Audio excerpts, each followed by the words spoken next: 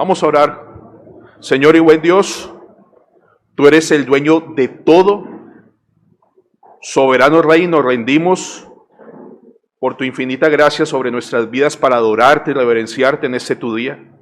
Glorifícate en hacer lo que a ti te plazca y gracias porque todo lo que tú haces es bueno, agradable y perfecto. Danos los ojos de la fe y no los ojos del dolor o las circunstancias que tanto nos hacen daño. Y nunca pongamos en duda tu gloria y tu honra y tu bondad. En Cristo Jesús. Amén. Hermanos, para nadie es un secreto que vivimos en tiempos donde si uno quiere averiguar algo, ¿qué hace rápidamente? Va a Google. Y lo primero que le diga Google, ¿sí o no? Lo primero que le diga Google, se volvió en ley, pero se ha abandonado ese deseo de investigar, de conocer. ¿Ustedes recuerdan en Hechos 17 el caso de los hermanos de Berea? Dice la Biblia así: inmediatamente los hermanos enviaron de noche a Pablo y a Silas hasta Berea, y ellos habiendo llegado entraron en la sinagoga de los judíos. ¿También? Dice, y estos de Berea eran más nobles que los que estaban en Tesalónica, porque recibieron la palabra con toda solicitud, es decir, los hermanos escucharon las enseñanzas de Pablo con buena disposición, con un vivo interés, y luego agrega la palabra escudriñando. ¿Qué es escudriñar para ustedes, hermanos? Buscar, ¿qué más? Considerar, analizar, investigar, ¿sí? Entonces, es como, les ha pasado que si tienen alguna cosa que les aparece en la piel y Google, mira, tengo esto, y quieren investigar ustedes, ¿qué les dice el médico de Google? Bueno, no debería ser así con asuntos de fe o asuntos de nuestra vida. Entonces, muchas veces tenemos muchos prejuicios de ciertos temas simplemente porque no investigamos y no escuchamos al primero que dijo algo. Por eso es importante, mis hermanos, entender que la palabra de Dios es viva y eficaz, pero es un libro real, es un libro histórico, es un libro que implica investigar, estudiar, y nosotros no somos los primeros cristianos. Los cristianos están desde de Adán y Eva hacia adelante.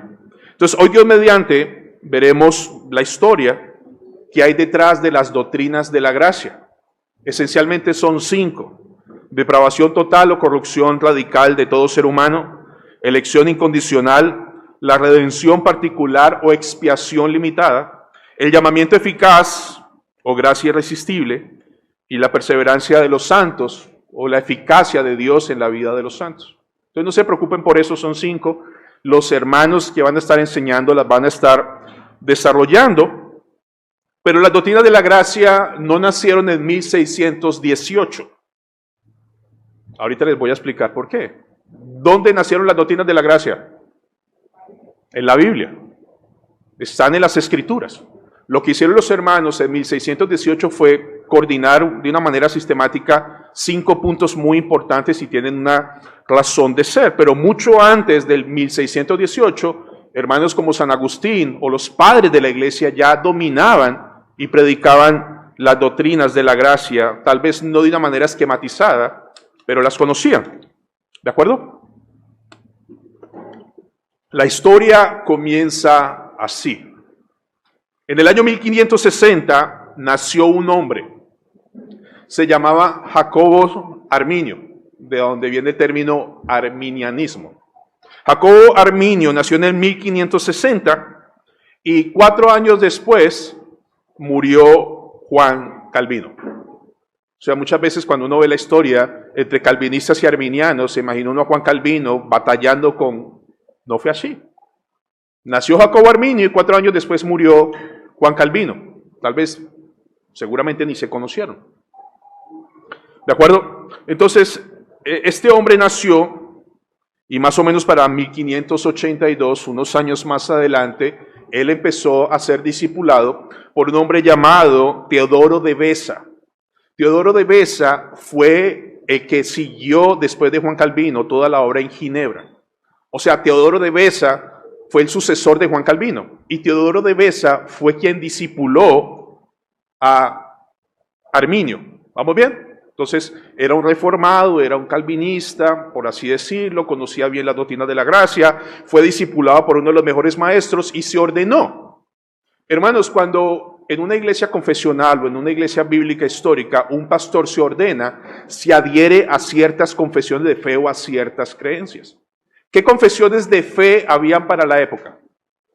Habían dos: el catecismo de Heidelberg y la confesión belga, de las cuales nos adherimos y creemos, pero lastimosamente muchos no conocen.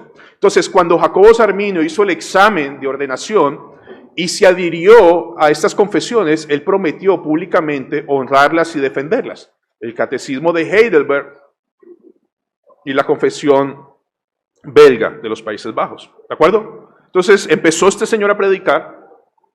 Él fue discipulado, como les digo, en el 82, pero por allá en el año 91 sus enseñanzas empezaron a cambiar, sus sermones empezaron a irse por otro lado. Y un conocido pastor llamado Petrus Plancius lo escuchó enseñar de Romanos 7 y Romanos 9 y dijo: estas enseñanzas no son adheridas a las confesiones de fe a las que él afirmó y prometió ser.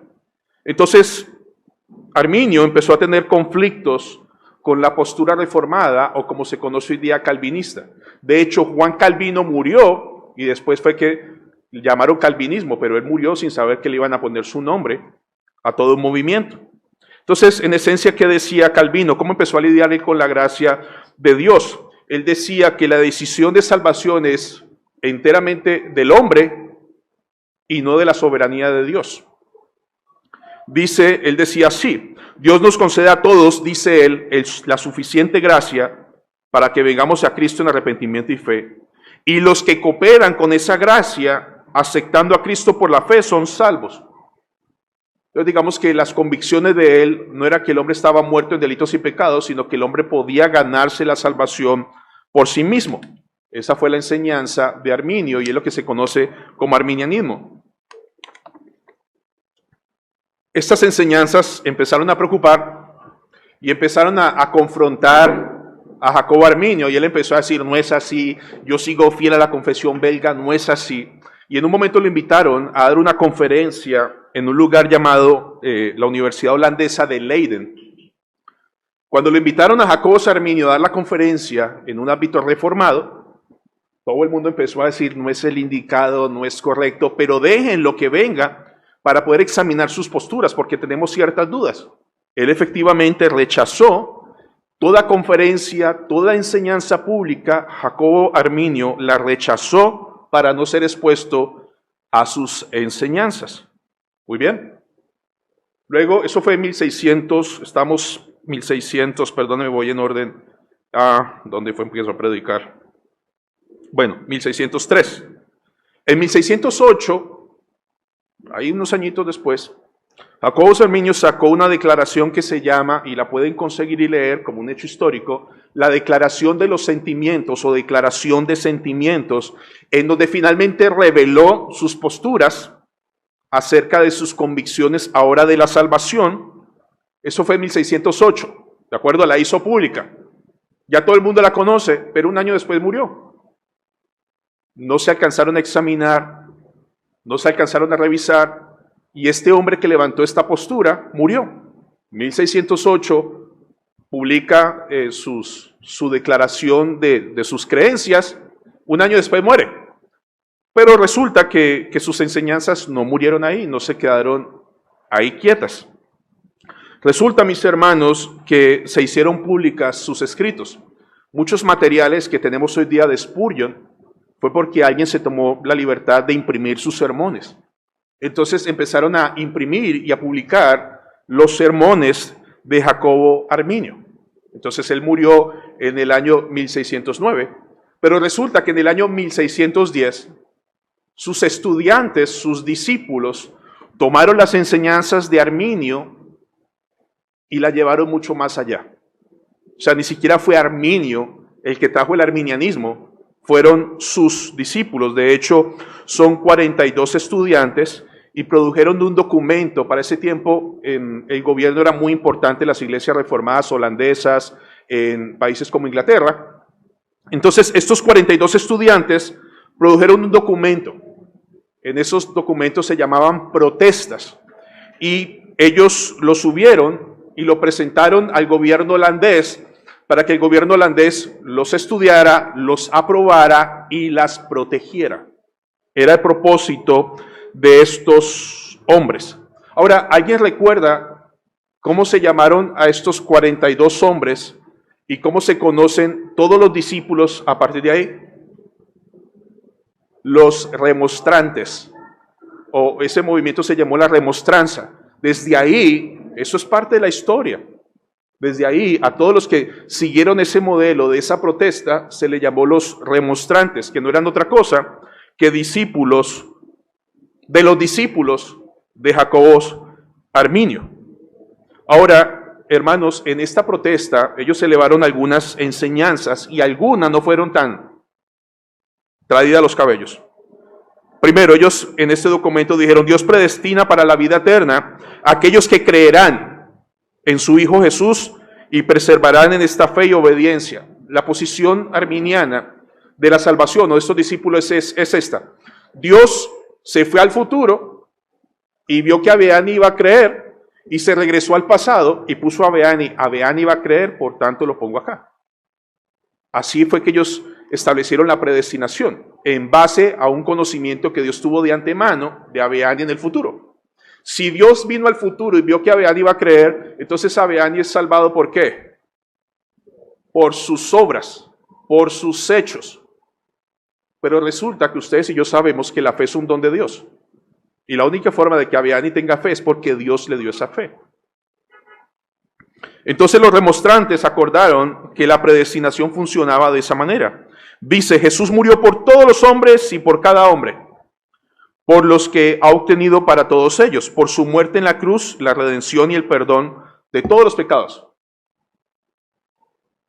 Pero solo reciben perdón los que creen. Ahí estamos bien. Los seres humanos nacen en pecado, incapaces de hacer algo bueno, decían los remostrantes, y solo a través del Espíritu Santo se pueden hacer de nuevo. Ahí van bien.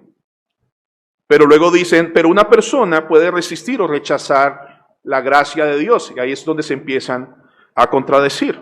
Y finalmente ellos decían: una persona puede perder su salvación después de hacérsele un examen debido.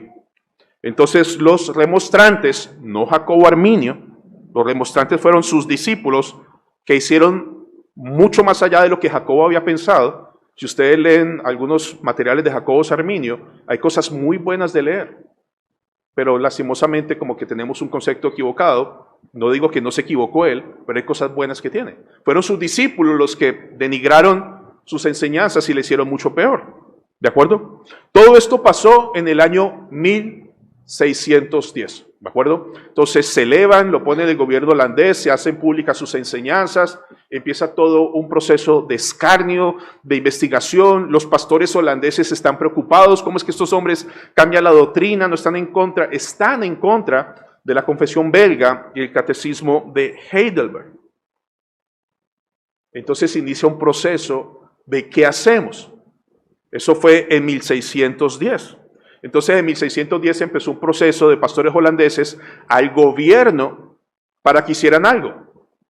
Pero efectivamente, eso fue en 1610. Solo hasta 1618 el gobierno se decidió, después de muchos problemas internos, a escuchar a estos pastores holandeses, y ellos citaron un sínodo o un concilio. Esas cosas lastimosamente ya no pasan hoy día. ¿Alguno recuerda algún concilio en la Biblia? ¿Están Hechos de los Apóstoles? El concilio de Jerusalén. Luego hubo el arrianismo, que son lo que creen los testigos de Jehová. Luego estuvo el pelagianismo, que vamos a hablar ahorita, que fue en el concilio de Cartago. Y así la iglesia se unía para batallar estas herejías. ¿Cuál es la preocupación de los pastores holandeses? Estas nuevas enseñanzas arminianas, como se conocían, eran muy parecidas al pelagianismo. ¿Alguien sabe en qué consistía el pelagianismo? Es parte de la historia. El pelagianismo es ese arminianismo brusco y atrevido que se cree hoy día, pero no es arminianismo, es pelagianismo. Si se confunden, mejor, para que estudien. ¿Qué es pelagianismo? Viene de un monje llamado Pelagio, más o menos del siglo IV y V, que él dijo El hombre nace igualito que Adán sin pecado. El hombre es puro y el hombre se puede ganar la salvación por sí mismo. La gracia no es necesaria. El hombre tiene todo el poder para salvarse a sí mismo. Esa fue la enseñanza pelagiana, que en el año cuarto y quinto se batalló y se dejó por el piso. Pero estos, en el siglo XVI, vuelve a renacer con fuerza y todos los pastores se unen y dicen, esto es peligroso. Esto es peligroso, esto va en contra de la soberanía de Dios, esto va en contra de lo que ya la iglesia en el pasado ha batallado. Los pelagianos dicen, Adán no murió, Adán quedó herido. O sea, él no está muerto en delitos y pecados, él está enfermo. Entonces ya puede hacer por sí mismo, ganarse su salvación. Entonces Pelagio enseñó esto, la iglesia en el siglo IV y V se unió y batalló, pero en el siglo XVI vuelve y se levanta. Entonces todos los pastores estaban muy preocupados porque era un movimiento muy peligroso. Entonces se formó un sínodo en el 1618. ¿Alguien recuerda cómo se llamó ese sínodo? Y yo sé que no estoy... Es muy conocido. Es donde nacen los cánones de Dort, o es en la ciudad de Dordrecht donde se reunieron para batallar, estudiar y examinar esta protesta que los discípulos de Arminio, los remonstrantes, habían llevado. ¿De acuerdo? ¿Qué es cánones? ¿O qué es un canon? Una regla.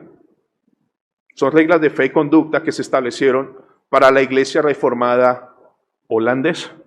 Entonces, en 1618, por fin el príncipe Mauricio de Nassau permitió que se diera esto, pero ya las doctrinas de 1601 a 1610, estas doctrinas arminianas, se habían esparcido y habían empezado a hacer mucho daño. Entonces, cuando se hizo este sínodo, invitaron a personas de Gran Bretaña, Alemania, Suiza y Francia. En total, mi hermano, ya puedes poner la imagen, no sé si la ven ahí.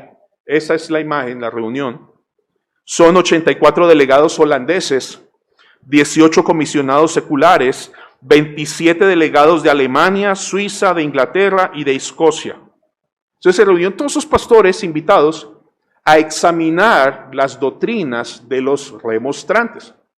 Esos hermanos duraron de 1618, en noviembre, hasta mayo del 19. Duraron 7 meses, 154 sesiones, donde nacieron lo que conocemos como el Sínodo de Dort, que realmente, Brian, ¿cómo debería llamarse? Son las doctrinas de la gracia, ¿son realmente qué? Los cánones de Dort. De hecho, ahorita les voy a decir, porque algunos dicen son los 5 puntos del calvinismo, pero Calvino no las creó, no las expuso. Las creía, las enseñó, pero no fue el autor. En los cánones de Dort, en 1618 y 19, es que nacen oficialmente lo que conocemos como las doctrinas de la gracia. Entonces tuvieron 7 meses de debates y de esas enseñanzas nacieron las doctrinas de la gracia.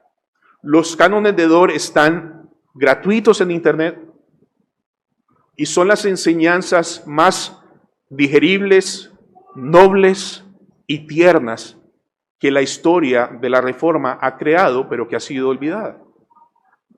Entonces, estos cánones, estas reglas que se establecieron, es como decir, esto es lo que vamos a creer todas las iglesias reformadas, fue aprobada, tomada con mucha fuerza. De hecho, hermanos,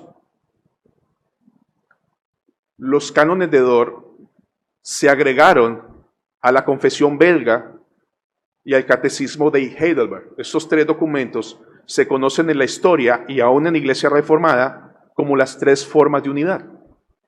3 formas de unidad.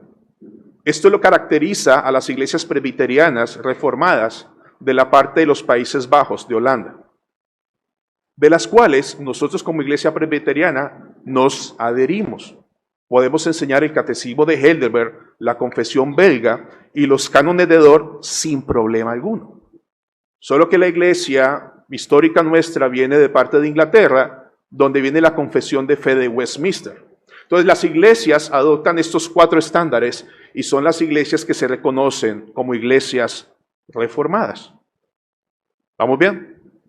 Las iglesias históricas que no se adherían a estos tres formas de unidad no se consideran reformadas.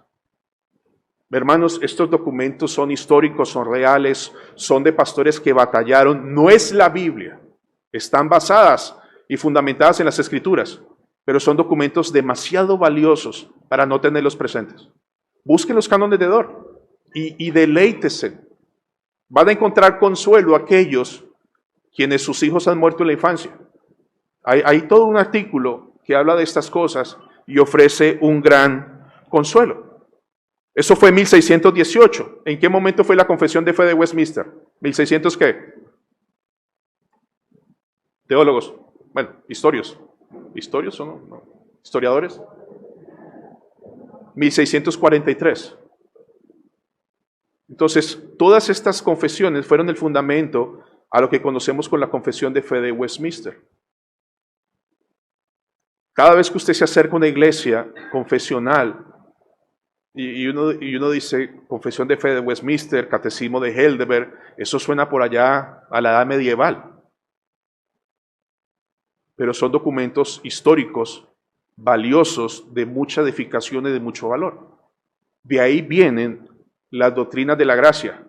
Hermanos, la realidad es que las doctrinas de la gracia no fueran compuestas por Calvino. Calvino tuvo un movimiento en Ginebra, pero fueron los hombres del canon de Dort, los que estuvieron en este sínodo, los que trajeron esta bendición. De hecho, yo no sé cuántos de ustedes imaginaron que Calvino y Arminio se la pasaban batallando. No, Calvino murió cuando Jacobo tenía 4 años. Arminio murió sin saber que existía el arminianismo. Y Calvino murió sin saber que existía el calvinismo. Yo entiendo por historia que la gente diga los 5 puntos del calvinismo, pero no fue Juan Calvino el que los puso. ¿Bien? Entonces lo que vamos a ver en las doctrinas de la gracia, que están en las Escrituras, es nuestra historia, es nuestra realidad. Y deben ser documentos valorados y leídos. Si alguno tiene preguntas, me puede buscar y yo le doy toda la biografía que usé, porque en media hora reducir todo esto es un poco iluso de mi parte poderlo presentar, pero hay mucha historia atrás de esto. ¿Listos? ¿Alguna pregunta en 1 minuto? La única condición es que no me corche. Hermanos, les suplico, vayan a la internet, cánones de Dort, busquen una página sólida, sana, y bájenlos y léanlos. Ahí están las doctrinas de la gracia. ¿Te sabes la primera respuesta del Catecismo de Heidelberg, Brian? ¿O no? Sí. ¿Cuál es tanto mi mayor consuelo, tanto en la vida como en la muerte? No sé si lo recuerdas, Tomás. ¿Lo recuerdas? Yo con cuerpo y alma no me pertenezco a mí mismo, sino a mi fiel Salvador Jesucristo. ¿Qué más sigue, hijo?